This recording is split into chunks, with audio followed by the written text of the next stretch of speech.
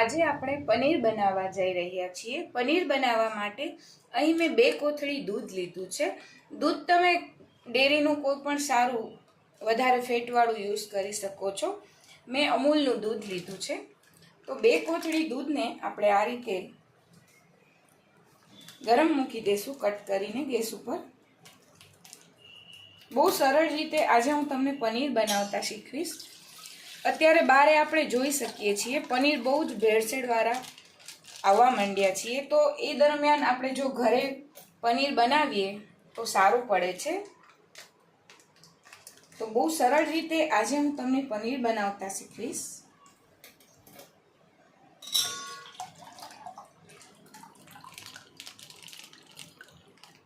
આ રીતે ગેસ ઉપર રાખી તેને ધીમા ગેસે ચલાવતા રહેશું।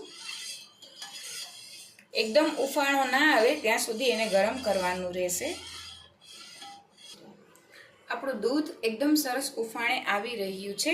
હવે આ દૂધની અંદર આપણે 1 થી 1.5 લીંબુનો રસ એડ કરશું।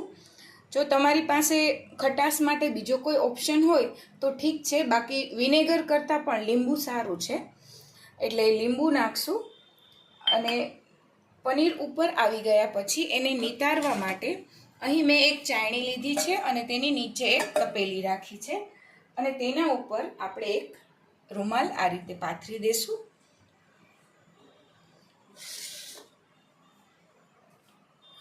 હવે આપણે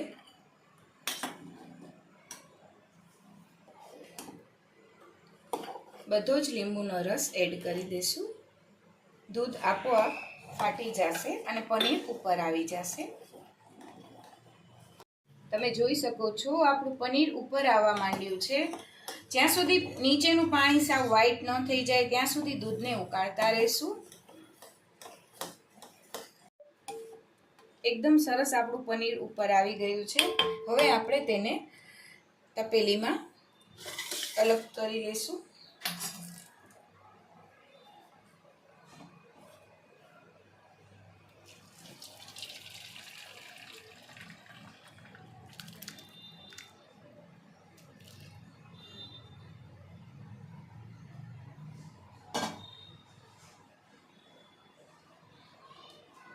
આ રીતે બધું જ પાણી વધારાનું નિતારી લેશું।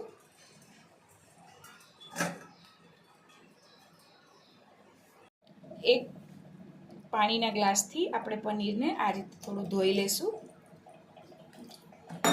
ત્યારબાદ બધું જ પાણી નિતારી લેશું। પાણી નીતરી જાય તેના માટે આ રીતે બાંધી અને ઉપર થોડું વજનવાળી કોઈ પણ એક વસ્તુ મૂકી એટલે આપણું પનીર એકદમ સેટ થઈ જાય। આની ઉપર તમે કોઈ પણ એક વજનવાળી વસ્તુ રાખી દેશો। પનીર બનીને એકદમ સરસ રેડી થઈ ગયું છે, તમે જોઈ શકો છો। હવે આપણે તેને આ રીતે લઈ તેના કટકા કરી લેશું।